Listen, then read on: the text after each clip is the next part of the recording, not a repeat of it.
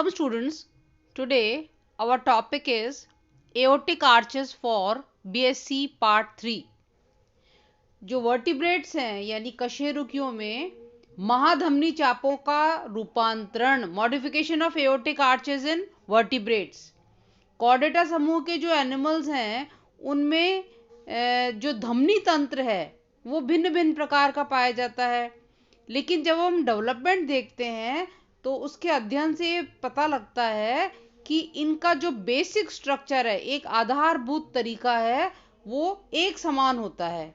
यानी हम अगर एक बार basic plan of arterial system, आधारभूत स्वरूप को अगर समझ लेंगे तो उसमें आसानी होगी। तो आधारभूत समझने के लिए हमें अगर भ्रूणीय महाधमनी चापों को अगर एक महाधमनी चापें और धमनियों को एक बार देख लेंगे तो हमें आगे समझने में और आसानी होगी।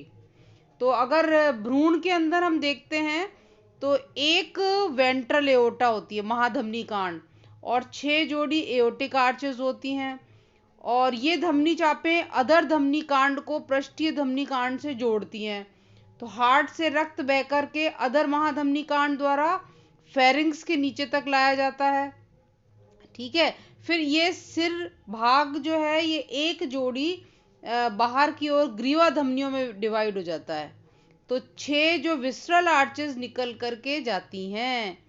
ठीक है, फिर प्रत्येक जो धमनी चाप है उसके अंदर एक अफरेंट ब्रेंकियल आर्टरी होती है जो इम्प्योर ब्लड लेकर क्लोम गिल्स की तरफ जाती है, और एक होती है इफरेंट ब्रेंकियल आर्टरी, ये गिल्स से शुद्ध रक्त, ऑक्सीजनेटेड रक्त लेकर के और बाकी ऑर्गन्स को देती है। तो कुल मिलाकर के जो लेटरल डॉर्सल एओर्टा है उसका निर्माण करता है ये, फिर वो जाके मिल जाती है उसमें। तो दोनों जो पार्श्वीय पृष्ठ धमनियां हैं अब वो फेरिंग्स के पीछे से मिलकर एक डॉर्सल एओर्टा बनाती हैं। आप चित्र देख के समझते जाइए। फिर इस प्रकार हम देखेंगे कि जो इसमें मुख वाहिकाओं और वाइटलाइन आर्टरीज और अम्बलिकल या एलेंटोइक आर्टरीज ये पूरे संपूर्ण बॉडी को, संपूर्ण देह को ब्लड डिस्ट्रीब्यूट करती है, रक्त वितरण करती है। तो एक आधारभूत स्वरूप से जो डिफरेंट वर्टिब्रेट एनिमल्स हैं उनमें कुछ कुछ भिन्नताएं बाद में डेवलप हो जाती हैं, क्योंकि हार्ट कॉम्प्लिकेटेड हो जाता है और गिल्स के जगह पर रेस्पिरेशन लंग्स के द्वारा हो जाता है।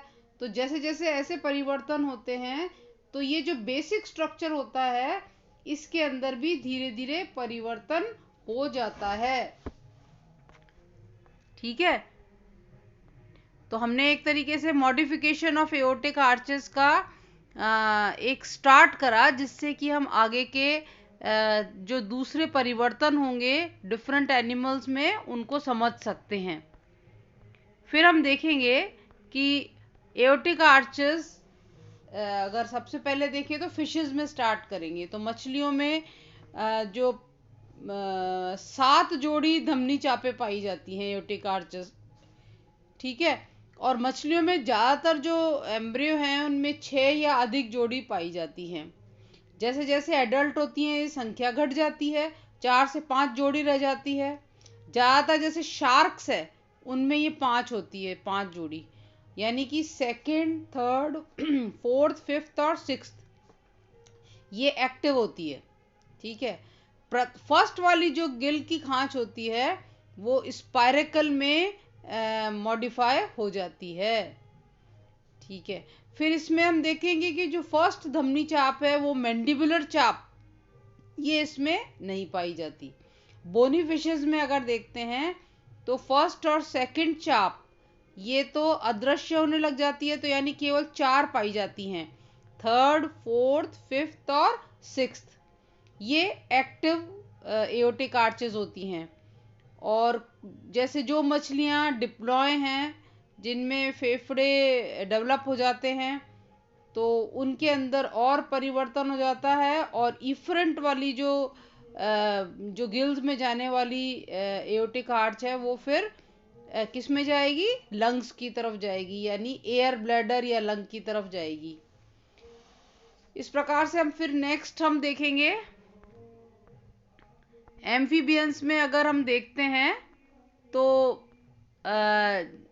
जैसे चित्र में टैडपोल की दिखाई हुई है, तो एम्फीबियंस यानी टेट्रापॉड्स में अगर देखते हैं तो यूरोडेला में, जैसे ऊपर के चित्र में आपने देखा था कि इनमें एनिमल्स में, क्योंकि ये पानी में रहते हैं, ये आप देखिए राइट साइड के अंदर यूरोडेला की महाधमनी चापों का चित्र है। तो यूरोडेला समूह के जो एनिमल्स होते हैं ये पानी में रहते हैं और बाह्य क्लोम द्वारा रेस्पिरेशन करते हैं। तो इनके जो लंग्स पाए जाते हैं इनमें, तो इनमें मछलियों की अपेक्षा थोड़ा सा अंतर पाया जाता है। इनमें 4 जोड़ी, 3rd, 4th, 5th और 6th धमनी चापें पाई जाती हैं। और नेक्ट्यूरस और सायरन, इनमें 5वीं धमनी चाप इनकम्प्लीट या अपूर्ण होती है, कभी कभी ये एब्सेंट भी होती है। तो इनमें 4 के स्थान पर 3 धमनी चापें पाई जाती हैं। और तीसरी जो है ना, वो इसको बोलेंगे ग्रीवा चाप यानी कैरोटिड आर्क, तीसरी वाली। और 6th वाली होगी दैहिक चाप यानी सिस्टमिक आर्क। ठीक है, फिर हम देखेंगे कि जो लेटरल एओर्टा है उसमें 3rd, 4th धमनी चाप के बीच में स्थित होती है लेटरल एओर्टा। और जो डक्टस कैरोटिकस है ये कहलाती है वो।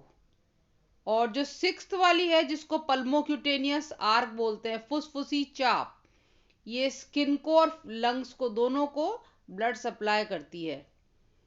ठीक है, डक्टस बोटेलाए और या फिर डक्टस आर्टीरियोसस, इससे संबंध बनाए रखती है जो रेडिक्स महाधमनी है या लेटरल एओर्टा है। तो एन्यूरा में अगर लार्वा, जैसे कि टैडपोल की जो एओर्टिक आर्चेस होती हैं, ये एडल्ट यूरोडेला के समान होती है, क्योंकि इनमें जो रेस्पिरेशन की विधि है वो उसी प्रकार से है। और जैसे जैसे इनका रूपांतरण यानी कायांतरण होता है तो फिर ये गिल्स तो नष्ट हो जाते हैं। तो 1st, 2nd और 5th धमनी चाप समाप्त हो जाती है। और जो डक्टस कैरोटिकस है ये भी अदृश्य हो जाती है। और तीसरी वाली जो धमनी चाप है जिसको बोलेंगे ग्रीवा चाप यानी कैरोटिड आर्क, ये शुद्ध रक्त लेकर केवल सिर के भाग की ओर जाती है। और जो 4th वाली दैहिक धमनी चाप है ये दोनों भागों में उपस्थित होकर पृष्ठीय महाधमनी में मिल जाती है और लंग्स और सिर के अतिरिक्त बॉडी के सभी पार्ट्स को ब्लड डिस्ट्रीब्यूट करती है। फिर जो डक्टस आर्टीरियोसिस है ये अदृश्य हो जाती है। और 6th वाली जो एओर्टिक आर्क है ये धमनी, ये उसको लंग्स को अशुद्ध रक्त देगी। ठीक है, तो एन्यूरा समूह के जो जंतु हैं उनमें केवल 3 ही एक्टिव एओर्टिक आर्चेस पाई जाती हैं, 3rd, 4th और 6th वाली। अब इसी प्रकार से आगे हम देखेंगे रेप्टाइल्स के अंदर। तो क्योंकि रेप्टाइल्स तो पूर्णतः ये लैंड पे रहते हैं, स्थलीय प्राणी हैं, तो इनमें गिल्स एब्सेंट होते हैं। तो केवल 3 सक्रिय धमनी चापें पाई जाती हैं इसमें aortic arches, 3rd, 4th and 6th। अब इसमें कुछ डिफरेंट पॉइंट्स भी हैं, जैसे डक्टस कैरोटिकस है ये कुछ सर्पों और छिपकलियों में पाया जाता है। और डक्टस आर्टीरियोसस है जो कुछ कछुओं में पाया जाता है।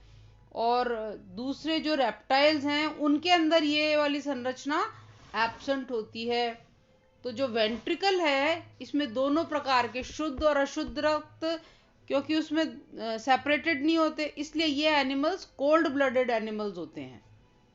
ठीक है, फिर हम देखेंगे एओर्टिक आर्चेस इन बर्ड्स। तो पक्षियों में क्योंकि जो वेंट्रिकल है वो पूरी तरह डिवाइडेड होता है, तो दोनों प्रकार के रक्त का मिश्रण नहीं होता, तो ये वार्म ब्लडेड एनिमल्स होते हैं। और एडल्ट्स में इनमें केवल 3 धमनी चापें पाई जाती हैं, 3rd, 4th और 6th।